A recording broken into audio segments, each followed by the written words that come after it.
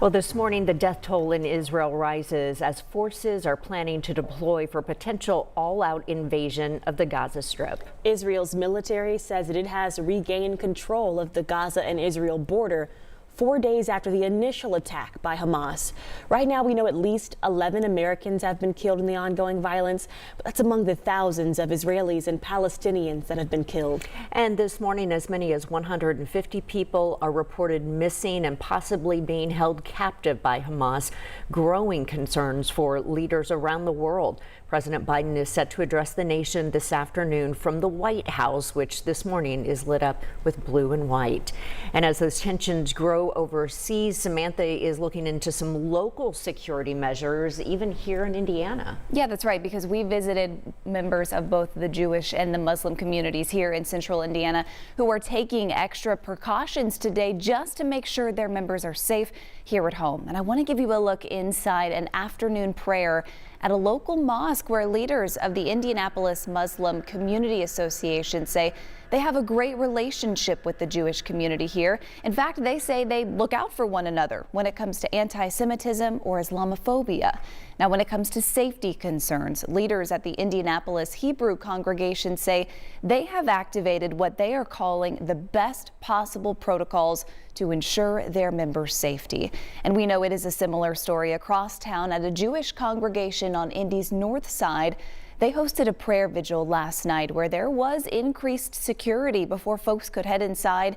And that's because the Secure Community Network, which serves the Jewish community here in North America, has asked people to stay vigilant, even though at this point there are no known threats here in the U.S. So we know this war is affecting thousands of Hoosiers, and we know obviously this is not going to be the only prayer vigil or event that's happening. So we will hear from several sides of this conflict, especially at an event that happened down in Bloomington.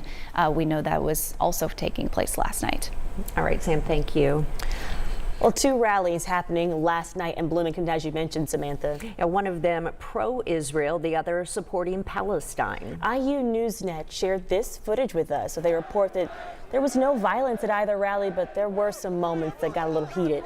IU police were there to keep the peace. One person who attended the pro-Israel rally says that the support means a lot. We feel very helpless with what's happening, but I have talked to my family members back in Israel, and they have said you're doing all you can. They are fully aware of what's happening here tonight, and they're encouraging me and all my friends to be here, and this is all we can do, just hope and pray for better days ahead.